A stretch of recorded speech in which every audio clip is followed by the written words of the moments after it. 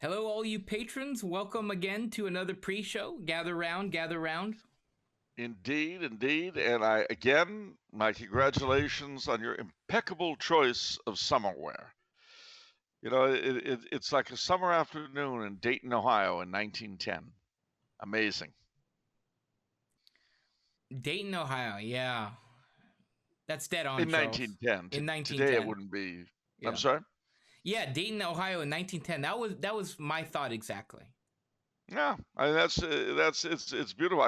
I'm waiting. Probably as soon as they're finished with us, they'll go out and play croquet on someone's lawn.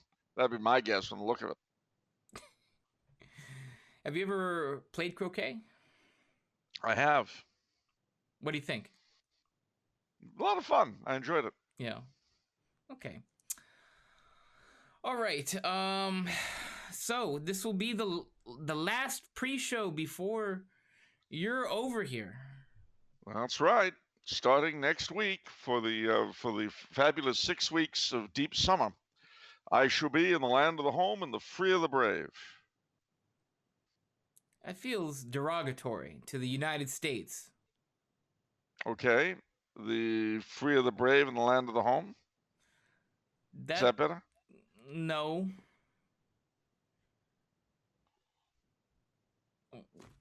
Why? Wow, it just occurred to me. Wow, you're going to be here for the 4th of July. How are you going to I celebrate the are. 4th of July? Well, there are several possibilities that have come to my mind. I may go up to my brother's ranch in the Antelope Valley and stare at the fireworks. I may go to his home in Somar and sit in the backyard and stare at the fireworks, which his neighbors thoughtfully send up every year. Not lousy, safe and sane stuff either. The Silmarines every year shoot off Roman candles and skyrockets and so on. Very illegal stuff. That's why the LAPD doesn't fly helicopters over Somar on the 4th of July. Now, I wish I could have seen last year's display citywide during the Great Lockdown. That looked like it was a lot of fun. Yeah. It Oh was man. Somar over the whole of the Southland. Yeah, So there's basically. that. Sorry. Yes, basically. Yeah. Yeah. Now there's that possibility. I could go to that party at the British Consulate General instead, Yeah. where Yeah. I won't have to be annoyed by fireworks or waving flags or anything like that. The Knights apparently we have a joke I just discovered about cuz we're selling fireworks. We have a fireworks booth and whenever somebody asks, what does this firework do? Cuz we sell different like I don't know, 30 different types, Yeah, of various things. Catherine wheels and all sorts of And stuff. there's one single answer. It emits a shower of sparks. Yeah, Well, well, what does this do? Well, this emits a shower of sparks. that's true. And actually, the great thing about it is that the 4th of July, which is coming up, as we know, um, and which, let me see, our next episode, the 200th, will be recording on July 3rd, but people will see this on July 5th, Yes. the next one. So, yeah, it's not too early to urge people to have a good time and enjoy their fireworks. But one of the interesting things about LA is that in the city of Los Angeles, fireworks of any kind, safe, sane, or otherwise, are illegal. So all of the little bedroom communities like Arcadia, Alhambra, San Fernando in the valley that is surrounded or near LA, it's very funny because they're almost empty lot to empty lot, chock a block with different groups, booths selling fireworks.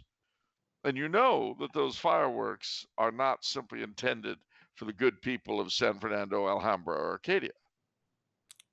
Well, there are fireworks are actually illegal in Arcadia. When did that happen? It's always been. We've never. It's always been. Yeah. Yeah. I guess the same idea that led them to want to seize Rod's grill as, you know, taxable eminent domain property. Yeah. The same impulse as anti-fireworks. Probably because of the peacocks. They're probably looking out for the peacocks' well-beings. Have you ever seen a peacock set off a firework? I haven't. Less the peacock's well-being.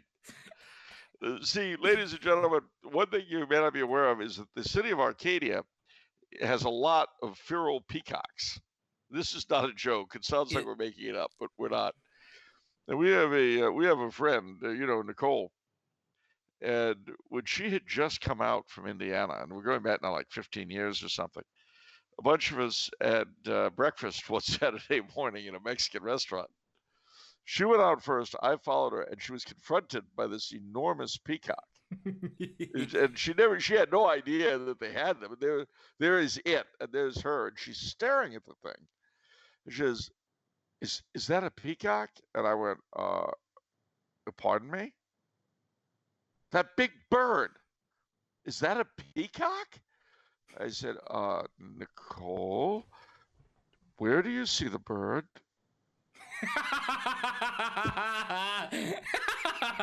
You're horrible, Charles. And she says, "It's right there." I said, "Oh, I see. Do you often see peacocks, or is it just here?" You're awful. What? The thing was big and grotesque, and the feathers were all out. I mean, it It probably would feel surreal to anyone not local to the area. Oh yeah, well, it's like the feral parrots. That too, yeah. If you've never heard them before, and you're just minding your own business under a tree, and suddenly it's filled with these shrieking parrots. Yeah. It's like, what? Really? Parrots? Yeah. Oh, I tell you, ladies and gentlemen, if you don't know the San Gabriel Valley of Los Angeles County, you're missing out on a lot of feral wildlife you won't see anywhere else. That's very true. The next thing is going to be feral monkeys,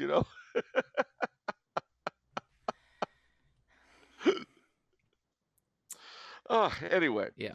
But no, so other than that, yeah, it's going to be my first time home in over a year and a half. The great return. Yeah, great. My exile from my native land comes to a screeching halt. And for 6 glorious weeks, I shall be back. So are you booked up? Like all the people are saying, like, Charles, hang out with me here and there? It's going pretty quick, I have to say, and I've already find I'm double booked, so I've got to annoy some people in a little while, but it is what it is. And I've only got 4 weeks in California. That's so difficult. It is. Well, it's not my fault, and I won't be blamed. And then I've got 2 weeks. I had to sort of retool the book tour. So it's going to be exclusively the Northeast. And what I'm going to try to do, presuming I can, I'm going to try to say places like Texas and Louisiana and Kansas and Missouri and all that for January. Good idea. Yeah, because and the South, the Carolinas and Georgia and so forth. Because it's just I only have 2 weeks, and there are certain dates I'm committed to. So I'll arrive in New York on the 1st of August. Already the 2nd of August, I'm scheduled in New York City. 8th of August, I'll be in the Pittsburgh area in Aliquippa, PA. And I have to be in the Boston area on the 14th.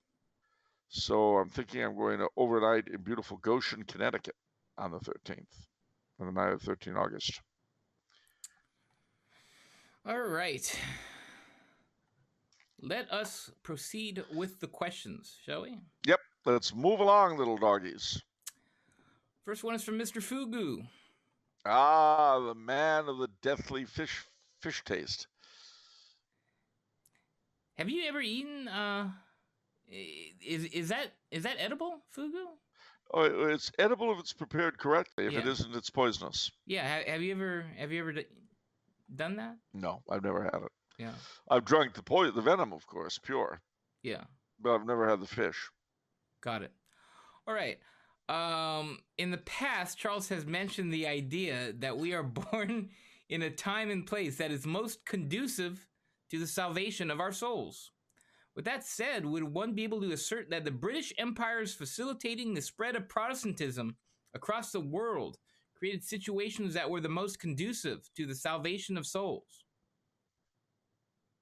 Well, I mean, as we know, the theologians talk about God's permissive will and his active will. We don't really know in detail how everything works out, partly because it's not finished yet. We're not all dead yet. So God brings good out of evil. We know that. But I mean, you can. It's a difficult thing at the end of the day to try to make sense out of everything, especially while you're living in time and space. Our Lord Himself, in the Garden of Olives, prayed that if possible the chalice be taken from him. Now, it was upon his drinking that chalice that our salvation rests. So let's just say you can be assured that God intends the best for each of us, and to the degree that we attempt to adhere to His will more than our own, things will work out one way or the other, certainly on the other side, if not on this one. Beyond that, we're not in a position really to know the details. Yeah, it's a tall task to reconcile God's incredible mercy, his will that all men be saved, and then his permissive will. Where there are major heresies allowed, such as Protestantism, modernism. Well, the only thing you could say for it is that his permissive will allows the freedom of the human will to operate. Because if it didn't work that way, then we'd be stuck in some strange pattern. Okay, I'm playing devil's advocate here. Because I'm thinking of something Father Ripperger said, which I always fall back on, which relates to grace and sort of not having an unhealthy attachment to the concept of a healthy church. He's saying, God could fix everything, in a second if he wanted to, but he has allowed this to transpire. So, to give an illustration that many people will be familiar with, I think of the Lord of the Rings and the accomplishment of the quest, not by Frodo, who fell, but by Gollum. Now, he saved the quest, he saved the world, but he did so for evil reasons that did him no good. And yet, he was spared to do so because at one point Frodo felt pity for him. If he had killed him, which justice would seem to require, then Gollum would not have been around to save the day when Frodo fell.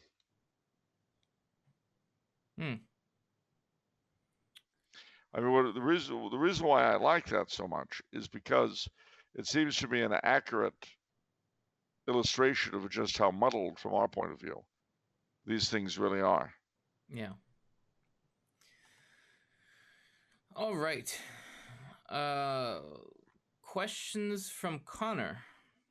All right. Greetings and happy approaching summer, gentlemen. A couple questions for you today. Number 1.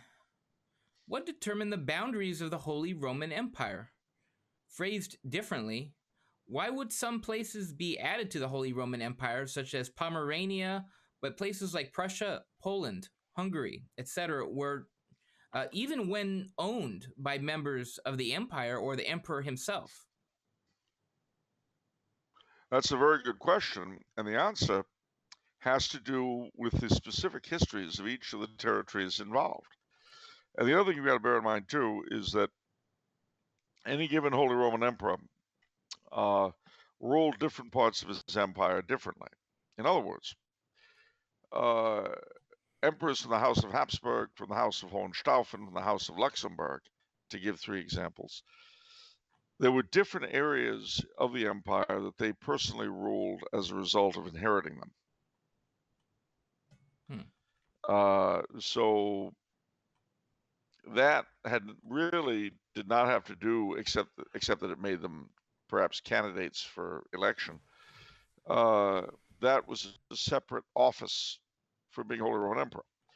There were other territories like the imperial free cities and the imperial knights and the ecclesiastical territories that were directly subject to the emperor, and yet were at the same time independent.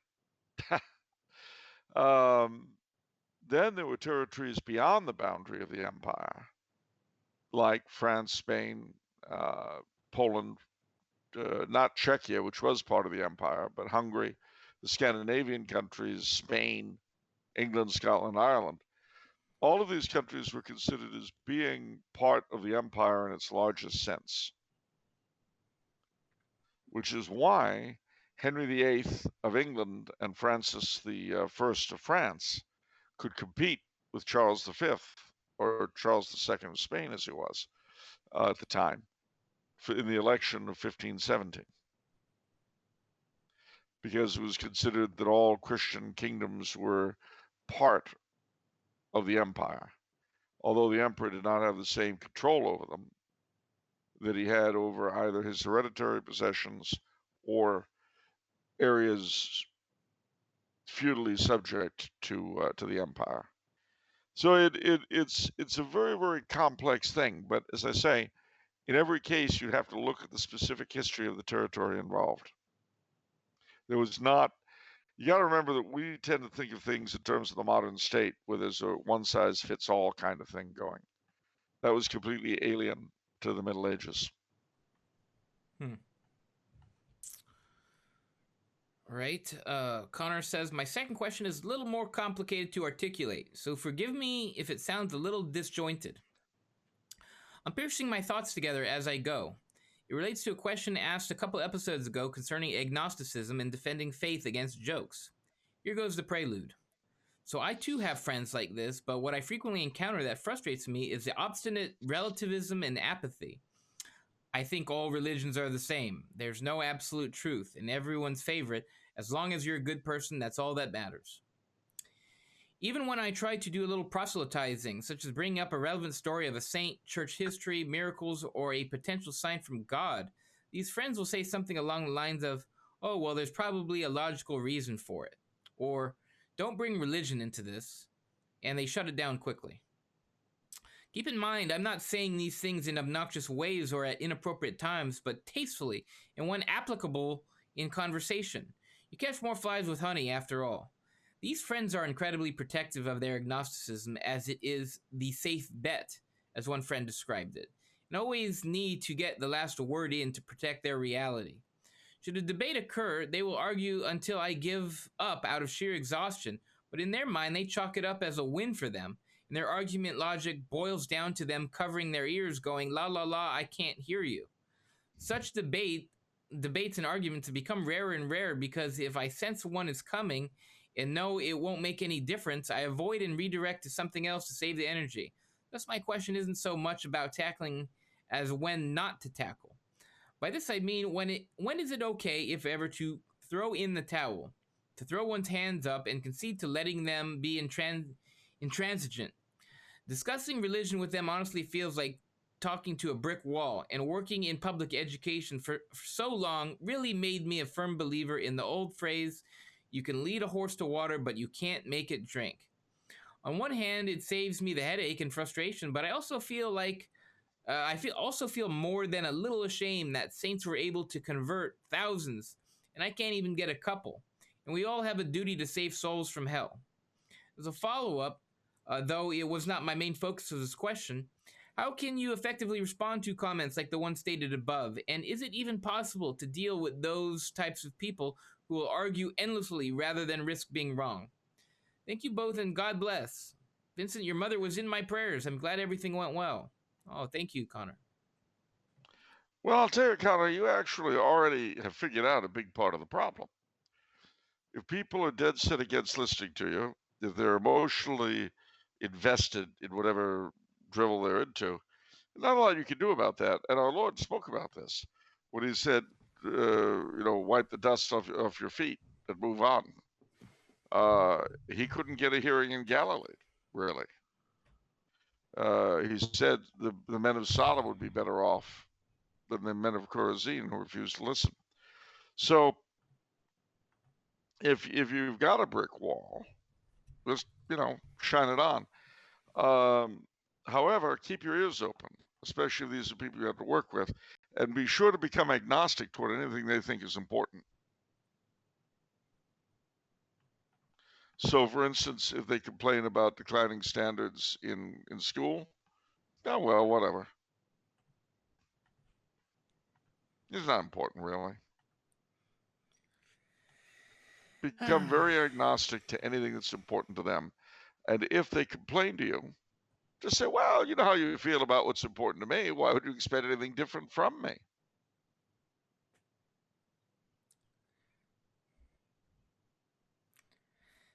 Yeah, it sounds a little like fake agnosticism. Well, of course it is. Because what you'll find, the boundaries of agnosticism are like the boundaries of tolerance. They come to an end whenever you think something's important. Yeah. And as soon as it's important, suddenly we all become dogmatic. Exactly. So, that's why I say it's not really agnostic. It's not really agnostic because they are being dogmatic in that. They sure are. And as I say, the best way around it, in my humble opinion, is to become agnostic toward anything that's important to them. And they'll get annoyed, but they'll find out what it's like. And then, as I say, they press you. Well, you don't really think much about what's of interest to me. And I have to admit, I feel the same way. I have two caveats for this that really stuck out to me based on what you said, Connor. One is these friends are incredibly protective of their agnosticism as it is the quote-unquote safe bet. That is actually 100% objectively wrong. And there's a philosophical, I don't know what the word is, but apparently they've never heard of Pascal's wager. No, they haven't, and basically they're taking the losing side in Pascal's wager. They're taking the losing bet, and now Pascal actually said the exact opposite, where it's like, if we're right, that's great, but if you're right, so what? Which is, I would throw that in their face, like, okay, if you're right or whatever, and it doesn't matter, then so what? But if I'm right, then you're going to fry.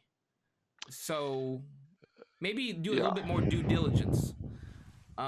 Yeah, I would say. So maybe perhaps you should investigate the most important man in history a little more to make sure that he wasn't God. If you feel that way, you know what I mean? Like, I still don't understand how Jesus can just sit there at the center of everything, and then people implicitly think that, well, he's just a random guy that happened to shape the entire world, even though his life in a worldly sense was a failure. It's true. And yet everything revolves around him, even AD and BC. And that's true even if you're a moron and say BCE and CE. So that's what I have to say about that. This other thing that you say, I also feel more than a little ashamed that saints were able to convert thousands and I can't even get a couple, and we all have a duty to save souls from hell. I think the saints would say that they didn't do that. That was other things at work. That was God's grace and people responding to God's grace. Yeah, it's like the saints don't work the miracle. God works the miracles through the saint. That's God's thing, Yeah, which again is why you shouldn't worry too much. I mean, as long as you're doing your bit, don't worry about the results. Christ himself couldn't do anything with a lot of the Galileans, so, Yeah. you know, and he certainly couldn't do anything with the Sadducees or the priests. And, for the few people that you do impact, you really don't feel like it's a trophy or pride or anything because you really didn't do anything. It was that person's decision to respond to grace that was given from God, you know? Yeah, and there's also your knowledge that if you hadn't been there doing it, if they have goodwill, somebody would have been That's, somewhere, somehow. yeah. Because God rewards goodwill with truth. The more goodwill, the more truth. And, you know, lucky for you and me if we happen to be the means used. But if it's not us, it'll be somebody else. I've never heard it expressed in that way, but that's so insightful. God rewards goodwill with truth. Yeah. And And the more goodwill, the more truth you get. that's right. That's true. I guess you can't hide the truth from people of goodwill. No, but people of bad will, they don't want the truth, and that's why we have converts, and that's why we have apostates.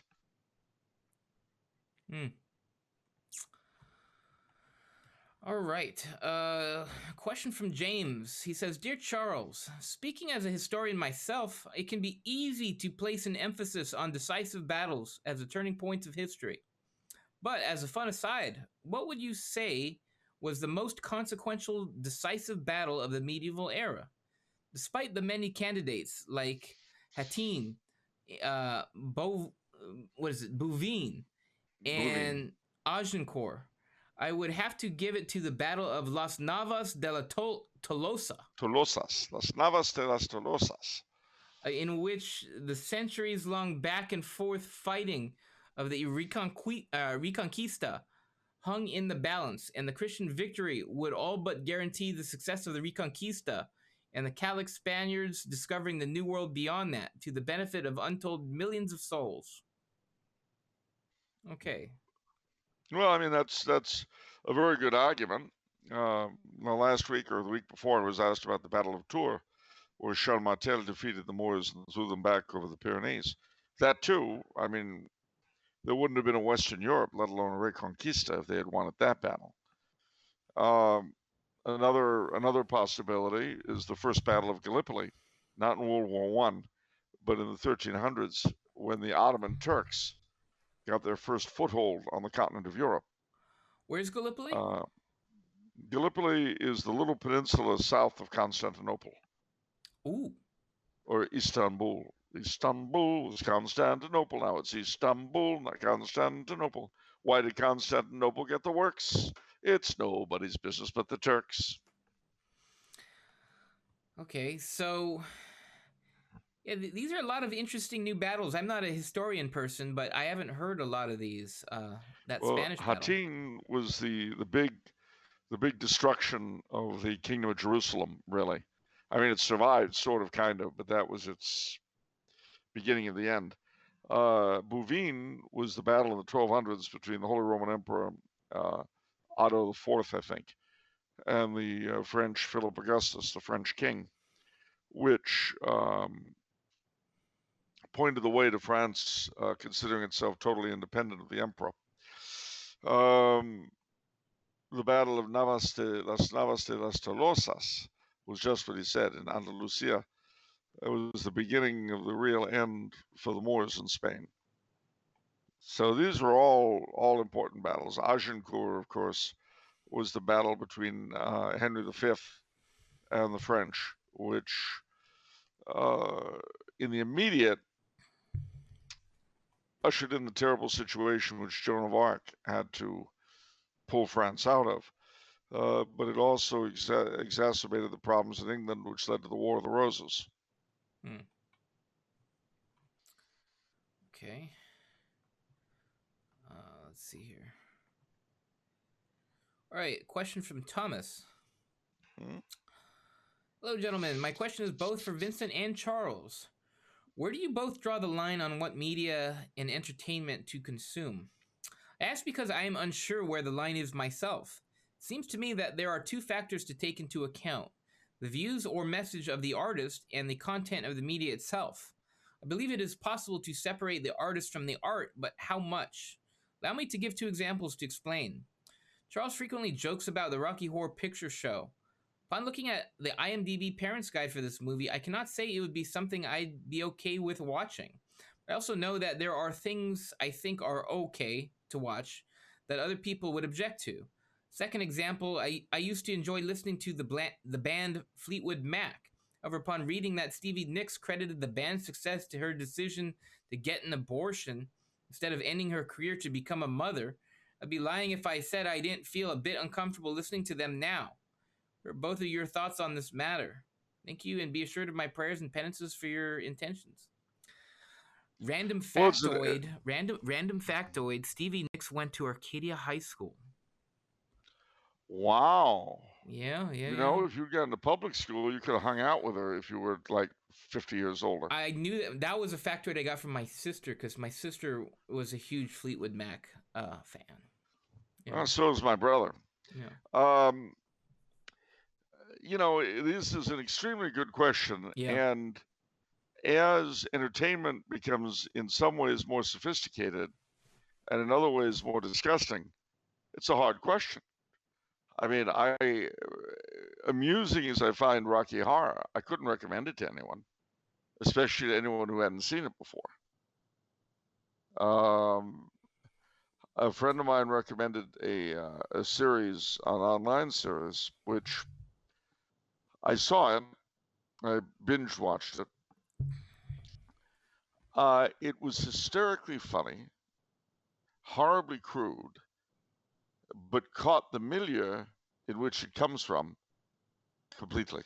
And it's a milieu with which I'm very familiar. No, not convent schools of the 1950s. What is wrong with people? But it was a milieu that I am intimately familiar with, and my gosh, did it nail it to the wall. But it's horribly crude because the people in that milieu are terribly crude. And yet, it was hysterically funny and very poignant. And at the end of the day, I really can't recommend it to anybody to watch, except possibly my big brother who grew up in the same time and place I did. So it's problematic. And the thing is, too, the overall, despite the hysterical amusement value, because I mean, watching the thing, I was in stitches, and yet at the same time, it points up the essential emptiness, bleakness, and despair of that particular milieu. Now, whether or not that was intended, I don't know, but it certainly comes across pretty clearly. So, you know, you look at it, is it, you know, are you rewarding bad behavior, or is it a morality play? As far as the thing with Stevie Nicks goes, gosh, I don't know what to tell you. I mean, from the very beginning, artists and writers and poets and actors and actresses and so forth have often led somewhat less than salutary lives. Caravaggio, who produced such incredible beauty for so many churches in Rome, led a very scandalous life. And yet, he produced such incredible works of art. It's frankly, it's a conundrum that I don't think has ever been utterly and completely solved. I don't think it ever will be. You know, it's the funny thing here in fabulous Austria-Hungary, home of the Habsburgs. The secret police, which was charged with looking for anything that was either indecent or treasonous in the arts, employed artists and poets and writers to vet all this stuff. Partly because they felt they could pick up on stuff that a normal layman would not get, but also because if something was of genuine artistic merit, they didn't want it destroyed either. Yeah. So I mean, it's But as I say, I don't think that there has ever been a satisfactory one size fits all to the question. Yeah. Um. Hmm. I remember a painting or a photograph rather of St. Pius X at his desk underneath this huge nude, which for many people it would be considered scandalous.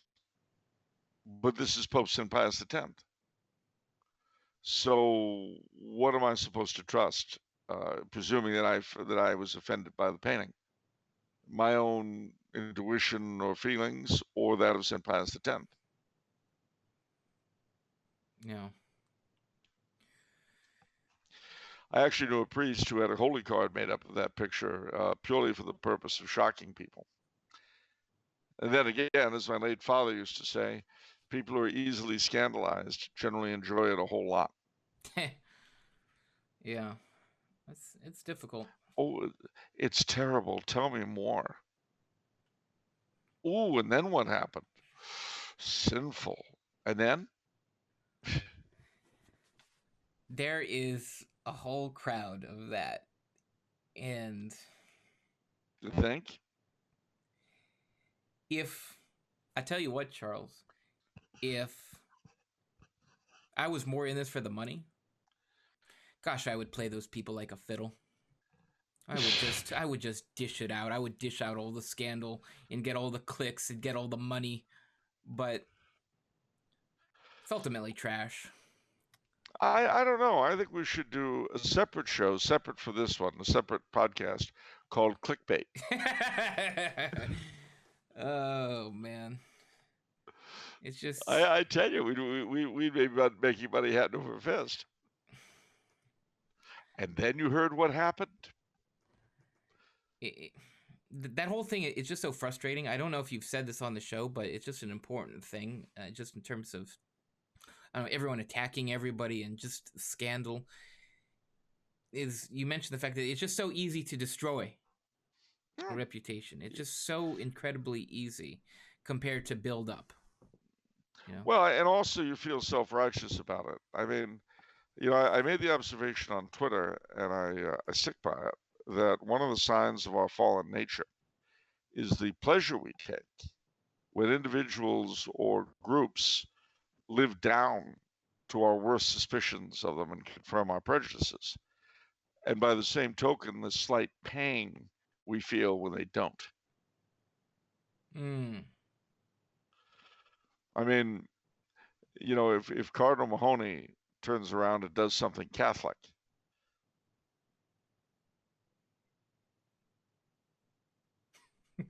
my first impulse is to try to explain it away. It's very true. That's interesting. No, that's fallen nature. We like to think the worst of those we can, and when they don't live down to our worst suspicions, we feel slightly disappointed. Hmm. I I don't know if that's entirely true because I don't know.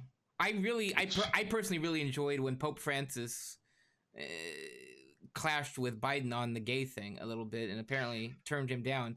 I was like, yeah, let's go. Let's get it Well, that was started. fun. That was well, I've always been hoping with Pope Francis. I keep hoping he'll have a humane vitae moment. There'll be a line in the sand that he Yeah. just can't do. Yeah. I think honestly that'll be the making of him in terms of his salvation, anyway, and maybe even his papacy. I mean, I'm old enough to remember how going to the mattresses over birth control really it ruined Paul VI's life, frankly. It destroyed him in the eyes of the media scumbags and all the other worthless filth that determine such things. But in my humble opinion, it's what made him a saint. Yeah. Not simply humane vitae, because you don't get canonized even if you write something neat, but the suffering he endured as a result of it, and the suffering that he had to have understood would come his way if he if he didn't knuckle under. Yeah. He had to have known that that was gonna do it. There's no way he couldn't have. Yeah. And I'm sure that Pope Francis knows that if he stands up to the worthless pile of garbage that rule us over gender issues, he'll go the same route. Yeah.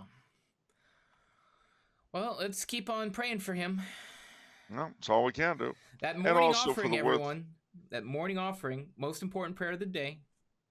And also the worthless scum that rule us. We have to pray for them. Remember, our president is our co-religionist. Isn't that weird? Like that I feel closer to Trump than Biden, like in that sense. Look, I felt closer to Reagan, who made a choice not to be Catholic. Oh, because his wife is, isn't it? Wait, no, his father was Catholic. His mother was Presbyterian. Yeah. So he made a conscious decision, but I still feel closer to him than to any of the swine that have ruled me since. And again, I don't want to give the impression I think poorly of the swine that own me. Of course. All right. Question from Daniel. He wants to know where he can get such Regal lapel pins as the double-headed eagle pin Charles was wearing. This one here, you mean? Is that it? The double eagle? Yeah, there you go. This one? Yeah. Yeah, I could tell him, sure. Yeah. All right. He has another question. And he's the gift shop at the Hofburg in Vienna. That's where I got this. Years ago, by the way, before I lived here. I wonder how hard it is to make a pin. I don't know. I gotta investigate. For that matter. Yeah. That matter, there might be something you might look into is to see if Tumblr House might market these things. Well, that's what I'm saying. That's exactly what I'm saying. Like, we do that for obviously our tapestries and t-shirts, blankets, pillows, all these amazing things. But those are all fabrics. Lava lamps. Lava lamps, sure. Yeah, blacklight posters. Blacklight posters, yep.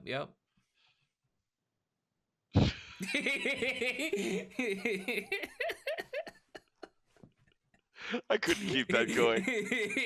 I was leaving it there for you. I was letting you take that wherever you wanted to take that, Charles. I couldn't. I had this vision of a blacklight posted double eagle. You know, it just oh gosh, man, talk about tacky. Woof. All right. Okay, so Daniel also asks. He's got a lot for us actually. Okay. Understanding that reading and academic study are more important than watching movies, but considering a society absorbs more electronic media than book, furthermore, knowing that Charles grew up at a stone's throw away from Hollywood, I would like his opinion or perspective on movies that have not been made, but should be made. What is the number one movie, in Charles's opinion, that should be produced and watched by all?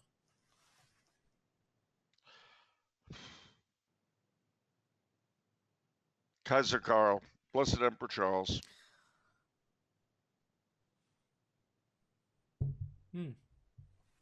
Okay. Though as a near runner-up, the story of the Papal Zouaves.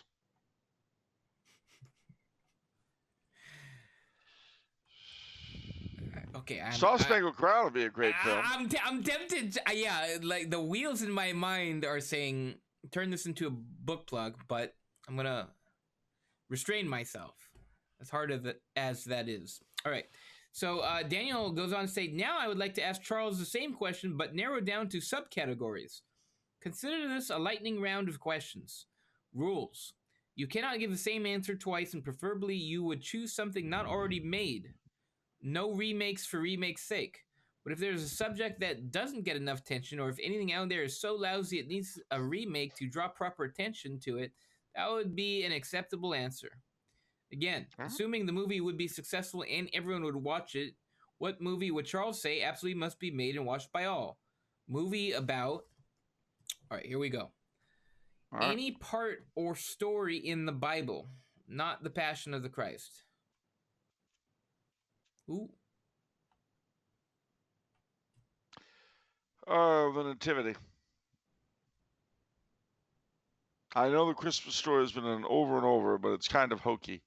And I'd like to see it really done with some fire and so on. That's interesting. Okay.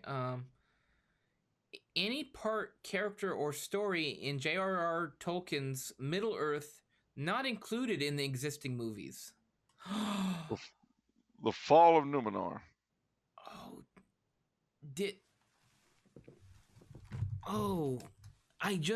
It's funny that he says that because I just clicked like on this too. It's literally the last like I clicked. What was that? It is Babylon Bees. Fans rejoice as Amazon reveals Lord of the Rings show will just be 10 seasons about Tom Bombadil. And it's got a picture. Yeah, well, I guess that'd be great. Oh, Tom Bombadil is a very old fellow. Bright blue his jerkin is, and his boots are yellow. Wow. All right. Let's see. A pope. Ooh. Pius IX. Why? Has to do with the modern world, the invasion of the Papal States, prisoner of the Vatican. Very heroic story. He used to be liberal, but an event turned him, right? Exactly. The watching his prime minister killed in front of him had kind of it was a teaching moment, as they say. All right. Important character, story, or event in the church or in church history.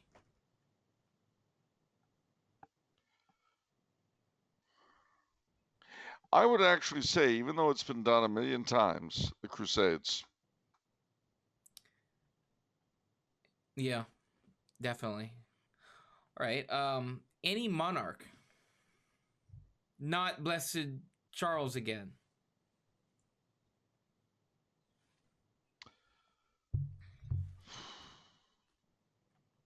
Louis XVI.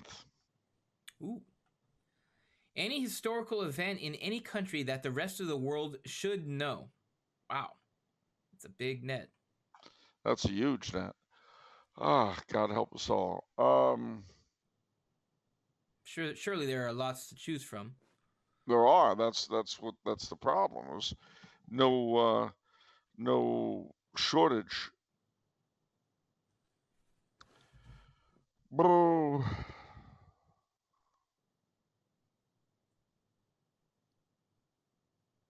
Well, I mean, I guess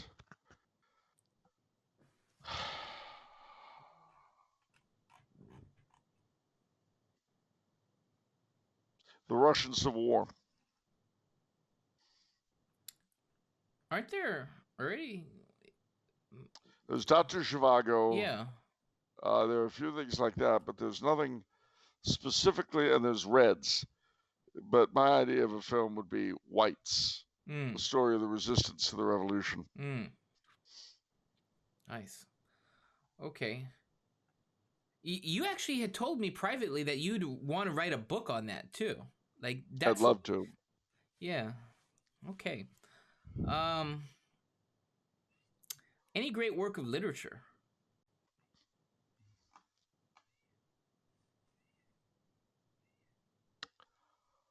That Hideous Strength. Ooh. A movie about any one of the presidents of the United States that would be valuable, instructive, and also shatter the normal Americanist propaganda taught in schools today. Wow. Woodrow Wilson. Could you turn that into a movie, though? What, his destroying Europe's future? Sure. Okay. His Uh, pig-headedly ensuring the rise of Hitler and Stalin. Oh yeah, there's drama there. all right. A republic. Venice. Of course. A saint. George. A martyr. St. Lawrence. Your favorite doctor of the church. St. Bonaventure. A saint, king, or queen. And you can't say the two you've said before already. Blessed Charlemagne. All right. A missionary saint.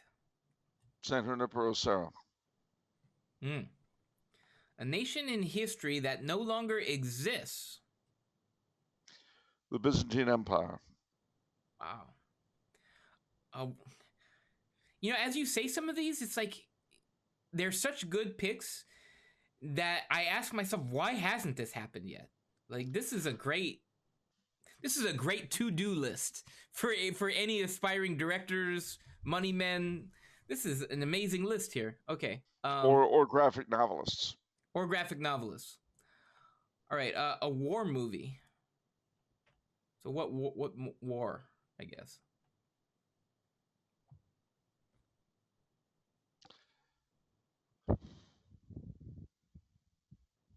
The loyalist side of the American Revolution.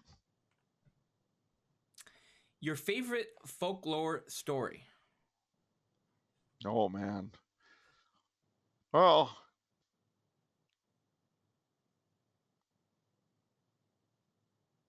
Thomas the Rhymer. A pagan ruler. Or Tamlin. Tamlin, okay. A pagan ruler.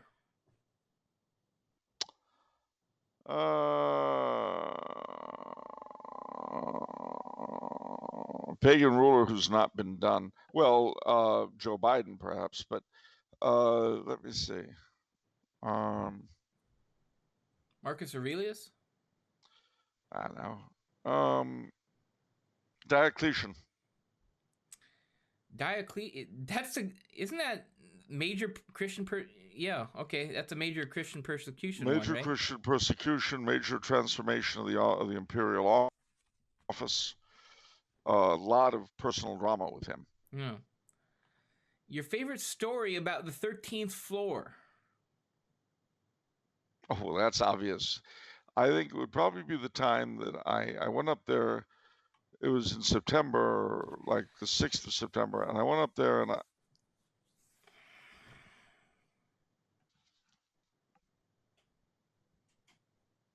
I'm sorry, what were we talking about? The 6th of September, you went to the 13th floor?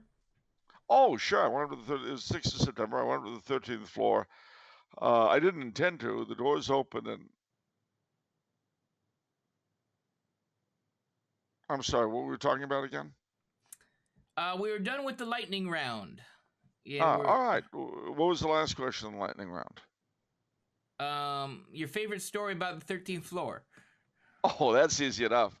September the 6th, 2 years ago, because I was in town 3 years ago. And I went up to, I didn't intend to go to the 13th floor. You never do.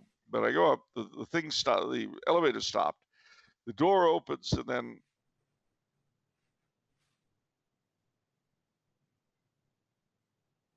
I'm sorry, what were we talking about again? All right. Don't worry about it, Charles. We're gonna get through this. What? Worry about what? Exactly. All right. Just follow my lead. I feel a little confused right now. I'm not sure why. Well, confusion is the guardian of truth, so fear not. That's true. All right, I feel better. What's next? Okay. Final, I don't know if this is a question or just a really annoying paragraph from Andrew from New Jersey. All right.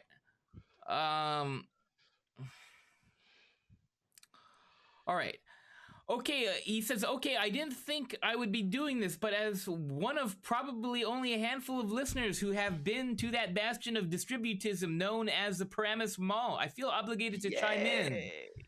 Wurlitzer Organ Store, God rest it.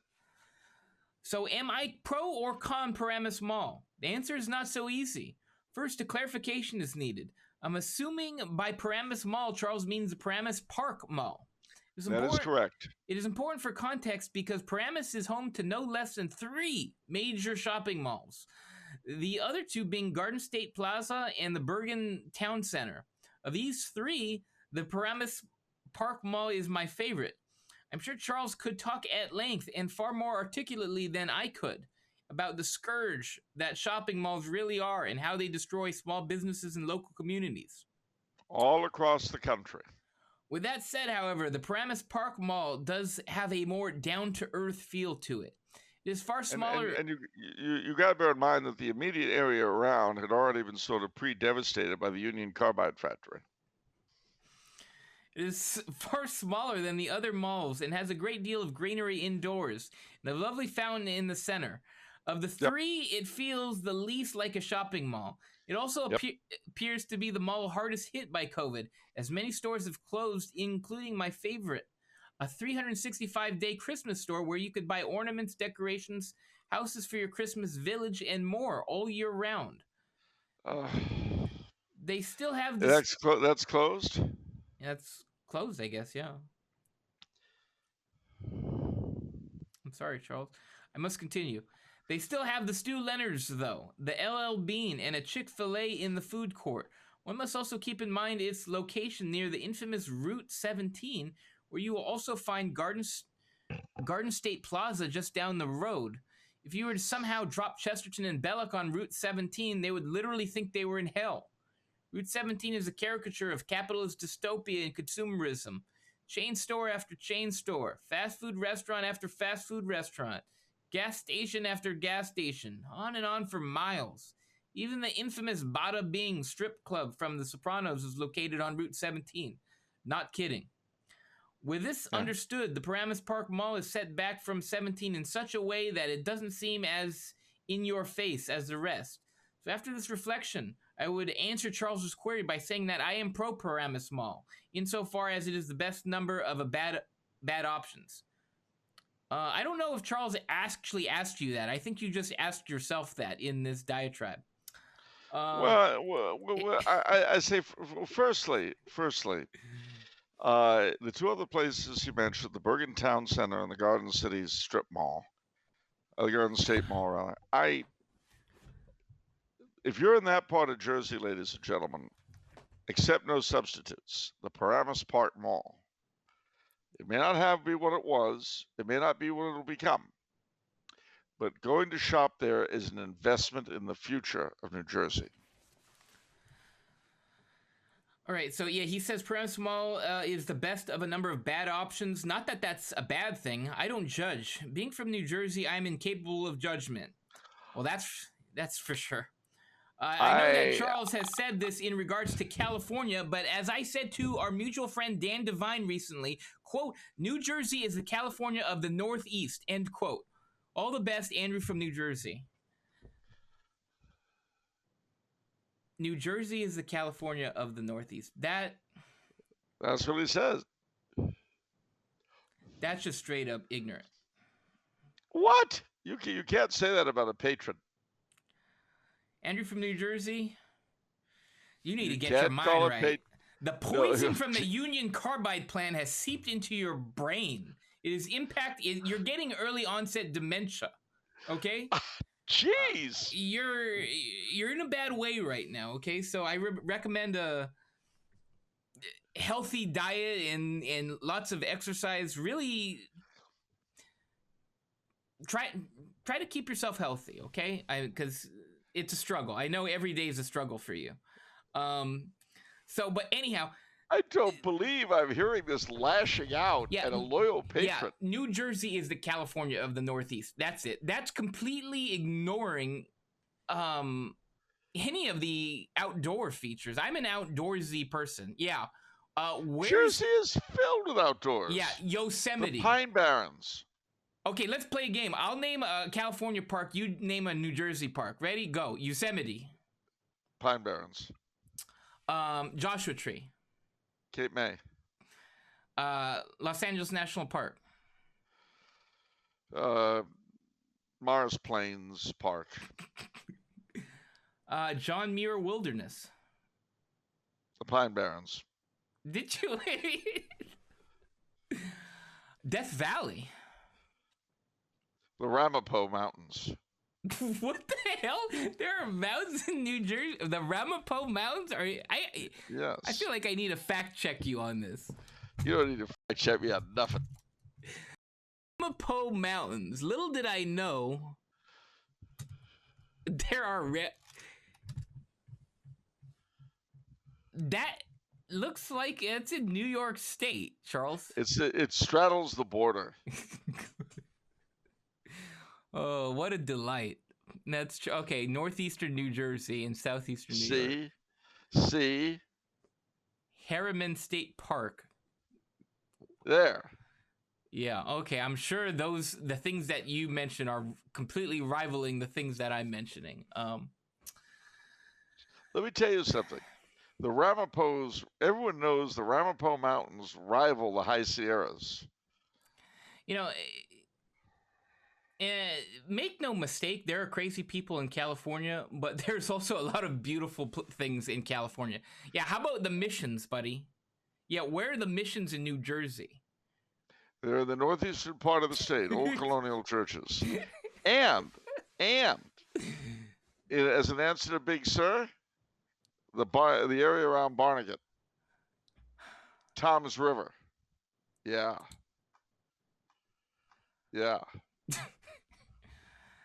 I mean, and as crazy as the people... Oh, and Watts? Camden. Watts? Why are you talking about Watts? Well, it's a part of California that you probably figure has no equivalent in New Jersey, and I'm sure you're wrong. That's wonderful. Wait, there's more. South Central, Hoboken. Okay. Yeah, that's a city. Arcadia. What? North Bergen. A lot of Asians over there? Fort Lee. You're just naming random cities now. No, I'm not. Look it up. Fort Lee, New Jersey. Yeah, what about it? Filled with Asians. Yeah, but nice town or not nice town? It's a nice town. A lot of really good Japanese, Chinese, and Korean food there. Vietnamese. I don't believe you. All right. Look it up. That's it. No, I'm not going to look it up because not knowing entirely is the safe bet. Oh, very swiftly done. All right. Well, I'll just say this about that, then we can drop it. All right. Your Uncle Giovanni was particularly fond of one town in all of Jersey. What is that? Ladies and gentlemen, at least those of you from the beautiful Garden State, let's give it up for Weehawken. Weehawken? I haven't heard of that one from you before. No, but your uncle knew a lot of people in Weehawken. They were, sort of in the same line of business, as you might say. What, is it a dump? No, it's a very nice place. People, your uncle's line of business never lived in dumps. Okay. In fact, it's a very safe neighborhood. Anybody who comes in from outside. Wow. Okay, very good. No random robberies in Weehawken, I'll tell you that. It's like the movie Copland. You ever see that movie? No, but I heard about it. Yeah. Or for that matter, Bensonhurst in New York City. Very safe, Bensonhurst. Okay. Well, your uncle lived there for a while when he was young, and Bensonhurst was very safe. Very good, Charles. Okay, so some wonderfully safe cities in New Jersey. That's good to know. There are wonderfully safe cities scattered around the Northeast. Excellent. And back before the Franchitti company moved west, you had branch offices in a number of them, so to speak, in a sense. Mm-hmm. I mean, See, back then they didn't use words like the outfit or the syndicate or things like that. Anyway, the point I'm making is that there's a lot that you don't appreciate about the Northeast in general and New Jersey and New York in particular. You've lived out in California your whole life and you've forgotten, well, some of the subtle distinctions. Got it. All right. Long as we're clear there. All right. I've forgotten the subtle distinctions. Yeah, the subtle distinctions. What's the difference between a crooked cop and a paladin of the neighborhood? What? Depends on the neighborhood. All right, we are over an hour for the pre-show. That'll do it. All right. Get ready, ladies and gentlemen. Don't leave those beautifully reupholstered seats behind. Stay where you are and get ready for the real show.